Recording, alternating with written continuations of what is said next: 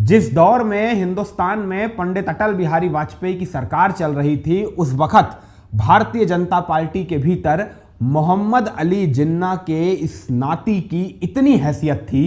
कि यह जब चाहे बिना इजाजत प्रधानमंत्री पंडित अटल बिहारी वाजपेयी के कमरे में घुसकर उनसे बात कर सकता था। इस बात का खुलासा वरिष्ठ पत्रकार विनय सीतापति ने अपनी मशहूर भारतीय जनता पार्टी के इतिहास को लेकर लिखी हुई किताब जुगलबंदी में किया है। और फिर हमारे सामने आती है भास्कर, जनसत्ता और नवभारत टाइम्स जैसे देश के बड़े बड़े अखबारों में वर्तमान प्रधानमंत्री नरेंद्र दामोदर दास मोदी के बारे में छापी गई वो खोजी रिपोर्टें, जिन रिपोर्टों में स्पष्ट रूप से लिखा हुआ है कि एक दौर ऐसा आया था जब देश के वर्तमान सत्ताधीश नरेंद्र दामोदर दास मोदी ने मोहम्मद अली जिन्ना के इस नाती को पर्सनली फोन कर उनसे मदद की गुहार लगाते हुए कहा था, कृपया हमारी जान बचा लीजिए।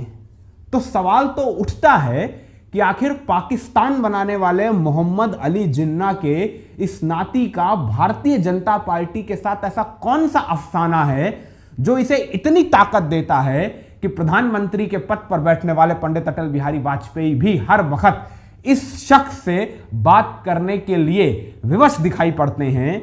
और नरेंद्र मोदी तो जान बचाने के लिए इसे फोन करते ही हैं। मगर इस सवाल का जवाब हम आपको दें इससे पहले आइए यह तो समझ लेते हैं कि आखिर मोहम्मद अली जिन्ना का यह नाती है कौन और इसका परिचय क्या है।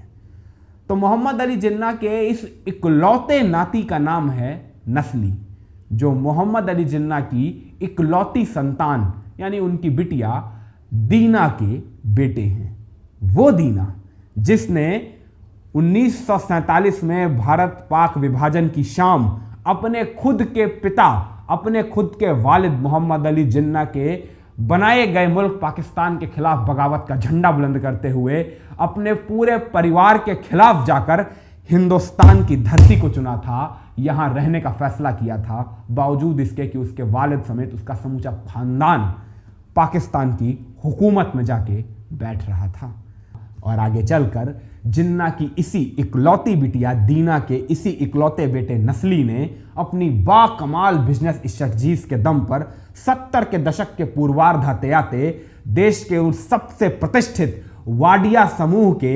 मैनेजर यानी प्रमुख का पद हासिल किया, जिस वाडिया समूह की बॉम्बे डाइंग नाम की कपड़े बनाने वाली कंपनी हिंदुस्तान के घर घर में इतनी मशहूर हुई कि लोग नस्ली को टेक्सटाइल किंग के नाम से जानने लगे। और नस्ली के इसी वाडिया समूह की एक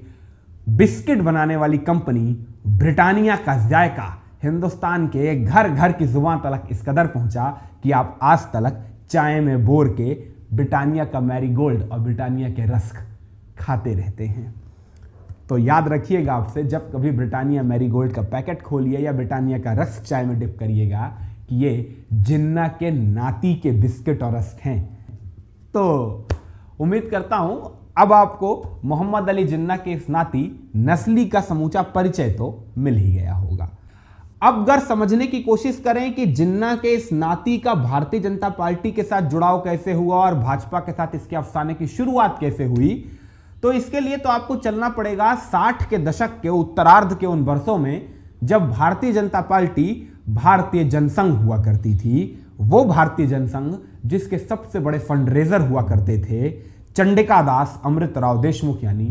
नानाजी देशमुख। वो नानाजी देशमुख जो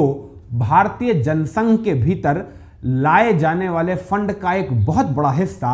मुंबई में स्थापित उद्योगपतियों के साथ अपने परस्पर संबंधों के विश्वास के आधार पर अर्जित किया करते थे। और बंबई के जिस उद्योगपति के साथ नानाजी देशमुख के संबंध सबसे ज्यादा अंतरतम और प्रगाढ़ थे उसका नाम था नस्ली वाडिया यानी मोहम्मद अली जिन्ना के यही नाती। आप शायद यकीन नहीं करेंगे मगर मोहम्मद अली जिन्ना के इस नाती नस्ली वाडिया का नानाजी देशमुख के साथ संबंध इतना गहरा था कि नस्ली ने आपातकाल के दौर में इंदिरा की पुलिस से बचाने की खातिर नानाजी देशमुख के लिए उस समय imported car Impala Nanaji Deshmukh को गिफ्ट के तौर पर दे दी थी और उसमें तेल भराने का खर्चा भी नस्ली वाडिया खुद उठाते थे, सिर्फ और सिर्फ इसलिए कि नाना इंदिरा की पुलिस की गिरफ्त से बचे रह सके। इतना ही नहीं, नस्ली वाडिया ने राष्ट्रीय स्वयंसेवक संघ के संगठनों में फंड देने की खातिर संघ के मुखपत्र दी ऑर्गेनाइजर में अपनी कंपनी बॉम्बे डाइंग के विज्ञापन उस दौर में देने शुरू कर दिए थे जिस दौर में बड़ी बड़ी कंपनियां छोड़ दीजिए, नुक्कड़ का पनवाड़ी भी अपना विज्ञापन दी ऑर्गेनाइजर में मुफ्त में भी करवाने का इच्छुक नहीं रहा करता था कि कहीं ऑर्गेनाइजर में उसकी पनवाड़ी की दुकान का नाम देख पुलिस उसके दरवाजे पे ना आ जाए। तो बात समझ में आई ना। भारतीय जनता पार्टी के सबसे मुश्किल दौर में भारतीय जनता पार्टी में इन्वेस्ट करने वाले सबसे बड़े इन्वेस्टर थे मोहम्मद अली जिन्ना के नाती नस्ली वाडिया।